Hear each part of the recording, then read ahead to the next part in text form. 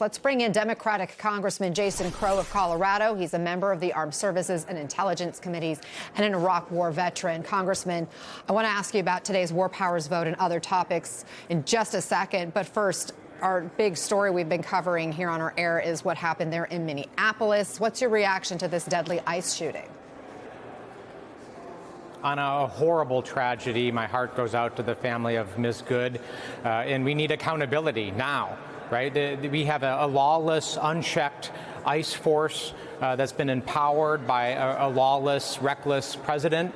My community, a community of immigrants and refugees, has been victimized by this federal agency that's been a runaway rogue agency for far too long. So we need to have accountability. You know, when we send masked, unmarked agents into communities like this, they continue to victimize our communities. You know, they are supposed to be servants of Americans. And when you are masked, when you can't even show your face, what kind of message does that send?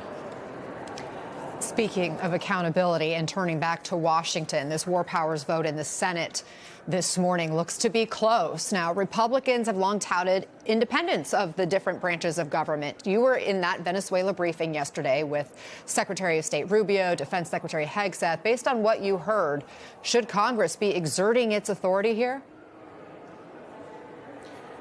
As a three-time combat veteran, I bristle when soft-handed elites like Donald Trump and Stephen Miller and Marco Rubio bang the war drums and talk about how they're going to send boots on the ground and take over other countries. America is over this, right? We are done with endless quagmires and nation-building messes. In fact, Donald Trump campaigned against that, and he's become the opposite. You know, he campaigned as an isolationist, and he's governing as an imperialist. So, yes, the bottom line is I came to Congress, as did many Iraq and Afghan war vets, to stop this type of insanity. The Americans are done spending trillions of dollars on endless conflict and nation-building.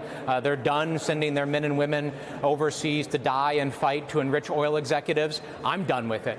So I will fight tooth and nail to make sure that we put guardrails in place to stop the type of runaway insanity that Donald Trump seems to be engaging in right now.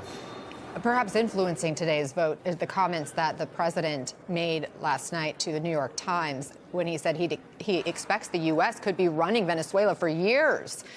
When asked whether or not there would be boots on the ground, here's what White House Press Secretary Caroline Leavitt said. The president, of course, reserves the right to use the United States military if necessary. It's not something he wants to do. Diplomacy is always the first option. So certainly the president is going to do what's in the best interests of the American people, and that includes workers from our energy and oil industry as well. As we've discussed, you served in the military. You've been part of a U.S. incursion. Can oil production that the president has spoken about and continues to drill home, no pun intended, can that safely happen without boots on the ground? The more important point is this, Anna. Should American soldiers, our sons and daughters, be sent to fight and die for oil executives?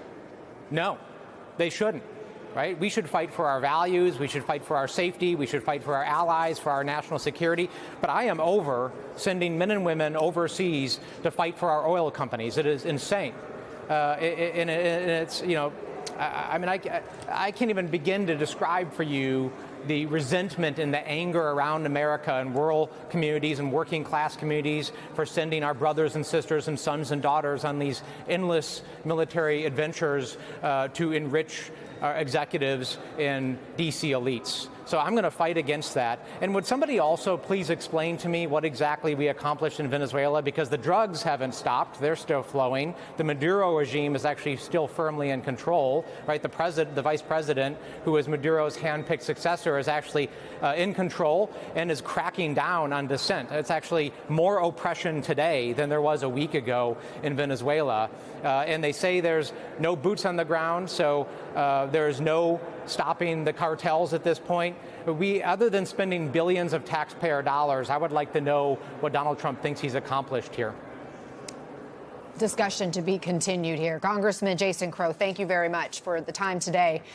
We appreciate it.